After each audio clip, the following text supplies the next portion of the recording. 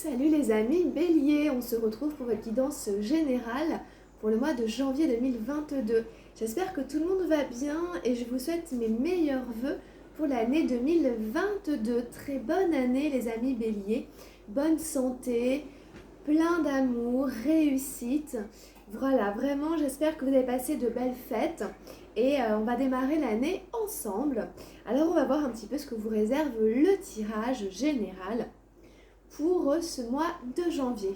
Allez, on y va, c'est parti, amis Bélier. On va aller retourner les cartes du tarot au Chosen. On prendra le message du tarot de la transformation. On prendra encore un message ce mois-ci avec les murmures de guérison. Et on prendra un petit message avec les anges gardiens. Alors, cher ami Bélier, en plein milieu du tirage, nous avons le valet d'eau, la compréhension. Donc, c'est une très jolie carte. On est dans les émotions. Alors, au niveau physique et matériel, nous avons la 5 de feu, la totalité. Ensuite, dans la vie du mental, nous avons le 3 d'arc-en-ciel, le guide. Dans la vie émotionnelle, nous avons la numéro 11, la percée, des arcanes majeures. Et dans la vie spirituelle, nous avons la 6 d'eau, le rêve. Ok. Nous avons donc deux énergies d'eau, deux énergies des émotions. Nous avons une arcane majeure, de l'arc-en-ciel, du feu. On n'a pas d'énergie du mental, on n'a pas d'énergie d'air. Alors on y va, on va décrypter un petit peu le tirage pour vous les béliers. Alors on a l'impression qu'il s'agit en effet d'une espèce de compréhension avec cette carte. Par rapport à des notions de liberté, par rapport à des notions de sécurité, peut-être par rapport à des notions de confort, peut-être par rapport à un mode de vie dans lequel on est depuis un certain temps et on aurait peut-être envie d'autre chose. Vous voyez cet oiseau, si vous voulez, il regarde à l'extérieur et il rêve, il aurait envie d'aller voler avec les autres oiseaux qui sont à l'extérieur, sauf que ça lui fait prendre le risque de sortir de la cage et il a peur de sortir de la cage. Donc il y a des sentiments d'insécurité, d'aller voler vers l'inconnu et en même temps il y a des sentiments de tourner un petit peu en rond si on ne prend pas le risque justement d'aller voir ailleurs. Donc vous verrez à quoi ça fait référence, est-ce que c'est relié avec une vie professionnelle, avec une vie sentimentale. Ça touche forcément certains aspects de votre vie. Par rapport à cette carte, moi j'aime bien dire que on n'est pas obligé de choisir l'un ou l'autre. On peut pendant un certain temps faire des allers-retours entre la cage et l'extérieur, donc c'est symbolique. On peut faire des allers-retours entre le connu, entre la zone de confort et puis l'inconnu, la nouveauté. On peut faire des va-et-vient, puisque la cage est ouverte, elle le restera. Donc, au niveau physique et matériel, nous avons la totalité, la 5 de feu, qui nous indique en fait que vous devez rester concentré sur votre objectif, sur ce que vous avez décidé d'atteindre, ce que vous vous êtes donné comme but, qu'il soit professionnel, financier, par exemple physique, la maison de vos rêves, enfin ce pourquoi vous œuvrez, ce pourquoi vous mettez de l'énergie, vous économisez. Il s'agit de ne pas vous laisser distraire. Peut-être qu'il y a des tentations, peut-être qu'il y a d'une manière ou d'une autre des doutes qui arrivent, peu importe. On ne sait pas trop comment ça se passe, mais on pourrait être détourné de son objectif et du coup, ça pourrait faire rater complètement l'aboutissement de notre projet. Vous voyez, là, c'est un numéro de cirque, ils sont 3. Et en fait, on nous dit, il n'est pas question qu'il y en ait un qui se laisse dissiper, qui regarde sa montre ou, vous voyez, qui fasse quelque chose qui ferait rater tout le numéro, par exemple. Donc c'est une histoire en fait de rester vigilant, de rester concentré et de ne pas se laisser disperser. Donc à vous de voir de quoi il s'agit par rapport à votre vie physique et matérielle, par rapport à votre corps, à votre hygiène de vie, à votre travail, à votre maison. C'est un endroit où je vous invite à pas trop vous laisser aller, en tout cas pas vous laisser disperser. Vraiment rester quand même centré sur votre objectif. Dans la vie du mental, nous avons la 3 d'arc-en-ciel, le guide. Alors, vous voyez bien, ça représente un ange, et vous êtes à côté ici. Et puis, en fait, c'est quelqu'un qui demande de l'aide. Et en fait, ça dit que vous pouvez être accompagné, aidé. Si vous en émettez la demande, il y a des êtres qui sont là et qui sont vraiment prêts à vous aider, qu'ils soient physiques ou immatériels, invisibles, peu importe, qu'on croit aux anges gardiens ou non. Pour ceux qui y croient, vous pouvez directement quand même leur demander du soutien. Et pour ceux qui n'y croient pas, vous pouvez vous tourner vers d'autres personnes, des amis, des thérapeutes, des parents, des gens en qui vous aurez confiance et vous savez qu'ils seront de bons conseils pour vous et ils seront contents de vous aider. Donc en fait, pour moi, cette carte, elle est quand même tournée vers les autres. En tout cas, il y a un peu de spiritualité dans cette carte parce qu'elle représente un ange. Et en fait, c'est pas votre mental qui vous guide, parce que le mental, il se trompe tout le temps, il nous dit un truc, puis après le contraire. C'est plutôt essayer de justement rechercher la guidance au-delà du mental. Essayer de dépasser justement un petit peu ce mental et aller voir en fait comment ça se passe au niveau de la guidance. Qu'est-ce que ça vient mettre en jeu, à qui ou à quoi ça peut faire appel, comme à des êtres en effet angéliques par exemple, ou et bien autour de nous des personnes voilà, qui peuvent tout simplement nous aider. Donc c'est aussi peut-être l'idée que dans notre manière de penser, on a peut-être besoin d'être un petit peu guidé pour y voir clair. Peut-être simplement le fait de parler avec quelqu'un, peut-être le fait de contacter quelqu'un, etc. pour essayer d'avoir une meilleure vision, d'avoir moins de confusion dans notre mental. Voilà, peut-être qu'en effet quand même il y a besoin de trouver une route, une direction, d'avoir des réponses et tout ça. Et peut-être il faudrait s'adresser à quelqu'un pour lui demander des conseils. Voilà, tout simplement. Puisqu'on a peut-être besoin d'être guidé au niveau de notre mental. Donc ça c'est possible. Donc en effet, un guide est là, etc., etc. Donc n'hésitez pas à aller demander. Dans la vie émotionnelle, nous avons la numéro 11, la percée. Donc c'est une arcane majeure. Et en fait, dans cette carte, on voit vraiment le personnage qui est en train en effet de percer un mur. Donc en fait, il est en train de revenir à la lumière. Ce mur était en train de le couper de sa source de vitalité, de sa substance vitale, de ce qui le nourrit, comme par exemple de la lumière ou du soleil. Pour les plantes ou même pour nous, on a besoin, c'est vital, de la lumière. Et donc en fait, il y a cette idée de sortir peut-être de certaines émotions, de certains sentiments qui étaient un peu bas, un peu négatifs ou plus ou moins négatifs depuis un certain temps, et de retrouver des émotions plus positives à l'intérieur de soi, de sentir qu'à nouveau on a des envies, qu'à nouveau on a de l'excitation à l'idée de faire telle ou telle chose, qu'à nouveau, vous voyez, on est tiré vers le haut parce que la vie nous amène et nous ramène à des choses qu'on aime et qui nous animent. Donc on retrouve ici vraiment quelque chose de vivant, de clair, quelque chose qui a envie. Et donc ça c'est très très bien. Donc vous allez peut-être vous apercevoir que vos émotions, ce que vous ressentez à l'intérieur de vous sont en train de changer et qu'il y a beaucoup plus d'envie et de vie qu'il n'y avait pu en avoir auparavant. Et enfin, dans votre vie spirituelle, nous avons encore une énergie d'eau, nous avons le rêve. Alors, cette carte, elle peut faire allusion à une vie sentimentale. On voit quand même un personnage qui regarde deux autres personnages. Enfin, elle se voit elle-même en fait dans les bras d'un homme et elle est bien en train de vivre une belle histoire d'amour romantique.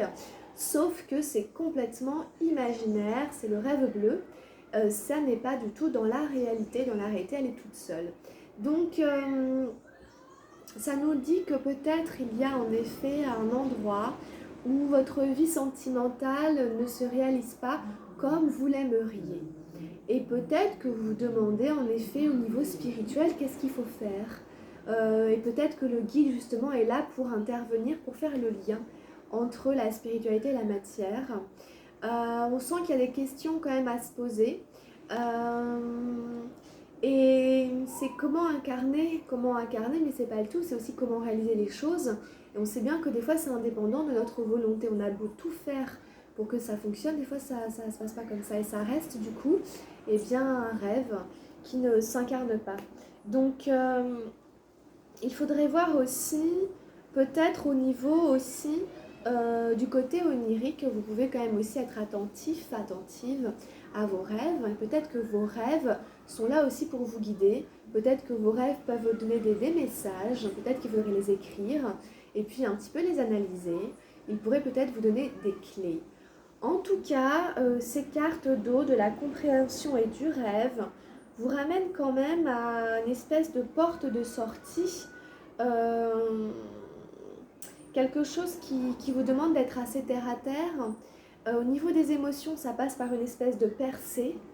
Il y a une compréhension à avoir par rapport à des rêves qui n'ont jamais vu le jour. Peut-être que c'est au niveau de votre âme, de votre karma, qu'il y a des leçons qui n'ont pas été intégrées, qui n'ont pas été comprises durant cette vie-ci. Il n'est pas trop tard encore pour les comprendre. Et que peut-être ça doit passer par un mental. Il y a des choses qu'on doit comprendre en effet par la raison.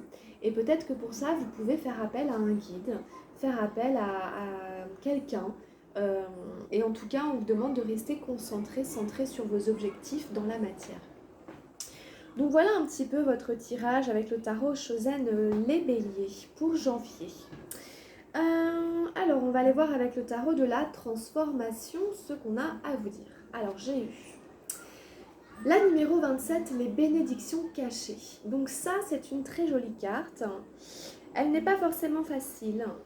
En fait, elle nous dit que dans chaque épreuve que l'on vit, il y a une bénédiction cachée. C'est-à-dire que ça nous ramène un peu à notre inconscient, au grand inconscient de l'univers, et au fait que nous n'avons qu'une partie des données, et qu'il y a tout un tas de données que nous n'avons pas. Et eh bien, ces données que nous n'avons pas concernent les bienfaits derrière tout ce qui est de l'ordre de la souffrance. Toutes ces choses qu'on voudrait éviter de vivre, de ressentir, qu'on n'aime pas, elles ont une raison d'être, elles ont des leçons, elles ont des bénédictions à nous apporter à partir du moment où on accepte de les traverser, qu'on accepte qu'elles soient là aussi, et de faire avec et de composer avec. Donc on va aller regarder un peu cette carte. Les bonnes et mauvaises fortunes d'un villageois. Le seul problème avec la tristesse, l'angoisse, la colère, le désespoir, l'anxiété, le malheur, c'est que vous voulez vous en défaire. C'est le seul obstacle. Vous devez vivre avec, vous ne pouvez simplement pas les éviter. Ils sont les événements mêmes au sein desquels la vie doit grandir et s'intégrer. Ce sont les défis de la vie, acceptez-les, ce sont des bénédictions cachées. Donc oui, ce sont des défis de la vie, il y a des bénédictions cachées derrière. Donc c'est toujours une carte très intéressante. Alors, ensuite, nous avons, avec les murmures de guérison, j'ai pioché les réponses intérieures, la numéro 19. Je trouve qu'elle va assez bien avec le reste du tirage. On voit une jeune fille avec une bougie à la main qui est en train un petit peu de survoler un paysage et il y a une énorme fleur avec tout un corps à l'intérieur comme un jardin. Enfin voilà, c'est une carte assez onirique justement, qui va assez bien avec le rêve, etc. Et qui vous ramène un petit peu à l'intérieur de vous-même. On va la lire. Alors, ne cherchez pas à l'extérieur la source de vos problèmes. Quand vous vous sentez agressé ou angoissé, allez voir à l'intérieur. Vous êtes peut-être conditionné à blâmer les autres de vos mésaventures. Comprenez que personne ne vous en veut, personne ne cherche à vous nuire. Disséquez ce qui se passe en vous. Que ressentez-vous exactement? Sortez des schémas limitatifs. En surmontant la cause, vous diminuerez les effets. Créez un espace quotidien où vous ferez votre inventaire émotionnel. Trouvez un endroit où méditer dans le calme et détendre votre esprit, puis posez-vous les questions. Notez toutes les nouvelles idées qui émergent pendant ce processus.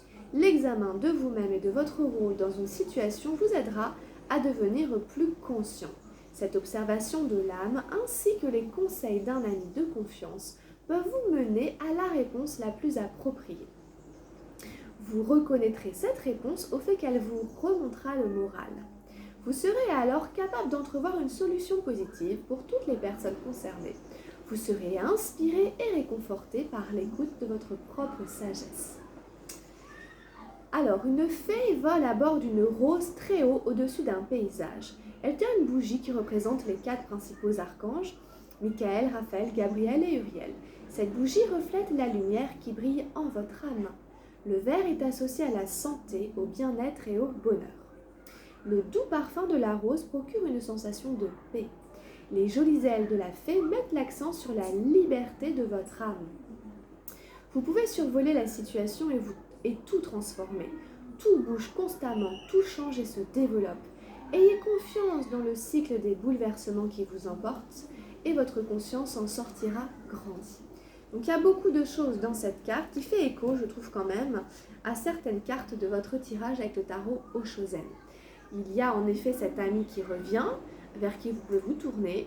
Il y a cette idée d'entrer à l'intérieur de vous quand une émotion arrive, un agacement, comme une espèce de mauvaise chose qui arrive de premier abord, et d'aller vous questionner à l'intérieur de vous, plutôt que d'en vouloir à la personne, de vous mettre en colère et de dire que les gens sont cons.